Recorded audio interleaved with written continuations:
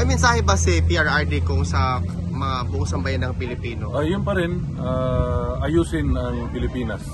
Yun lang. Okay. So, thank you very much. Kayo naman po, anong pang balita ngayon sa Kongreso? Minungkahi ni VP Sara na tumakbo daw kayo para speaker. Naghihintay lang ako nung 240. Na kailangan. Meron na siya di ba? 240. Ako naghihintay sa 240. Okay. Oo. Pero ano po, sa tingin ninyo, kasi dati may tradisyon na kung sino tumakbo na speaker at hindi naging speaker, maging minority. Okay ba sa inyo maging minority?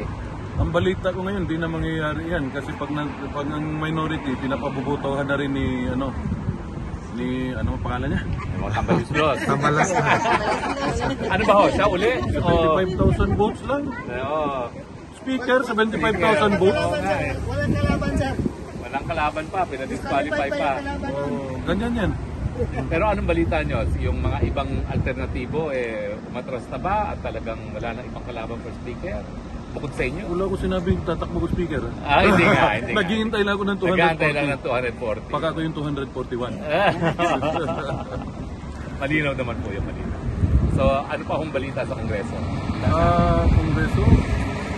Yung budget. Malapit na budgeting ulit. malapit ang budget ulit. Kung may pera pa.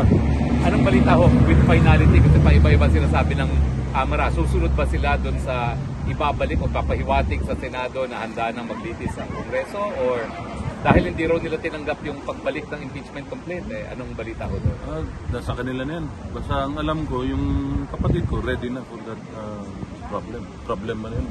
It's a democratic process, so Ready to rumble. Ready for the blood. Kung uusapan niyo ba yung pag-take out ni Tatay Digong with respect sa pagkapanalo niya mayor? Mga lawyers yan. Okay. Hindi ako nakikialam. Hindi ba involved si Attorney Kaufman yan, sir? Or doon sa pag-arrange ng pag-take out niya? Dapat from the consulate. Okay. Dapat sa Pilipino siya mag-usap. Kung nalipay si tatay ko sa Batangas. Oo. Mas nalipay siya kung nastoryahan na mo iyang mga uyab. Murang nabuhi yan na. Daghan-daghan gitu. Agoy. Dili na day usa. Dili oy. Daghan. Ayaw kinago sawa. Next question, please. Okay na.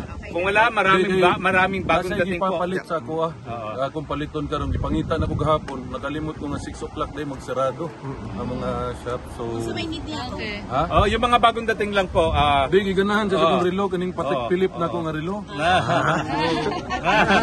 Kasyo, ako Apple. Patek Philip ba? Ganahan siya, palit ko ron. Picture yung mga bagong dating. Salamat ko!